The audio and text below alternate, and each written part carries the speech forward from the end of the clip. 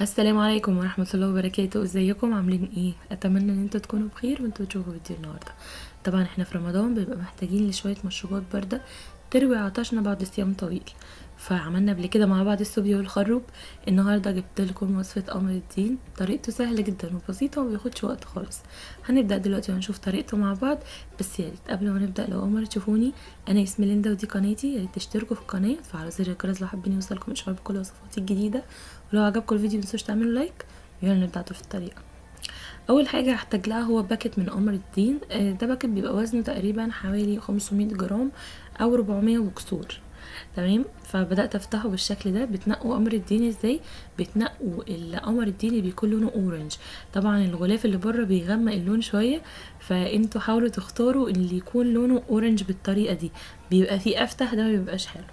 تمام، بدأت بقى اقطعه كله بالمقص او بالسكينة حسب ما انتوا حابين. بقطعه لقطع صغيرة علشان يساعد انه يدوب معايا بسرعة، زي ما عملنا قبل كده في مهلبية قمر الدين بالشكل ده. قطعت كل الكمية بالشكل اللي انتوا شايفينه ده، وبعدين نزلت عليها ب4 كوبايات من المية المغلية، وهديلهم تقليبة كده بسيطة عشان المية تتغلغل جوه قمر الدين لان هو بيبقى ملزق في بعضه. وبعدين هغطيه وهسيبه يتنقع يعني من ساعة لساعتين لحد ما احس ان قمر الدين بدأ يدوب معايا خالص، يعني بقى طري، واقدر اضربه بالهاند بلندر. بالهاند بلندر بقى او بالخلاط او بالكبة، اي حاجة انتوا حابينها او حاجة متاحة عندكم ممكن تضربوها. انا استعملت الهاند بلندر، بضربهم كويس جدا لحد ما الاقي ان مفيش اي تكتلات في قمر الدين.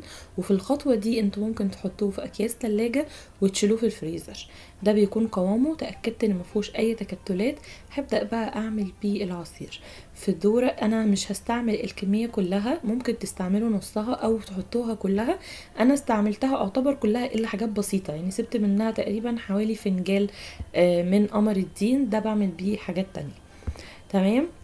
عملته بالشكل اللي انت شايفينه ده. حطيت الكمية، عملت نص الدورة قمر الدين، وبعدين نزلت عليها بحوالي 8 معالق كبار من السكر، وبعدين كملت باقي الدورة بالمية. لازم تخففوه لان بيبقى طعمه تقيل قوي ومركز زي الشربات.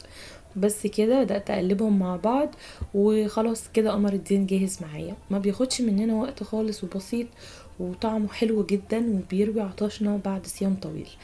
وبس كده يكون فيديو النهارده خلص. اتمنى ان انتوا تكونوا استفدتوا من الفيديو والطريقه تكون عجبتكم. يا ريت لو عجبكم الفيديو متنسوش تعملوا لايك للفيديو، لو مش مشتركين في قناتي تشتركوا دلوقتي، وتفعلوا زر الجرس عشان يوصلكم كل جديد. واشوفكم على خير تاني قريب في فيديو جديد.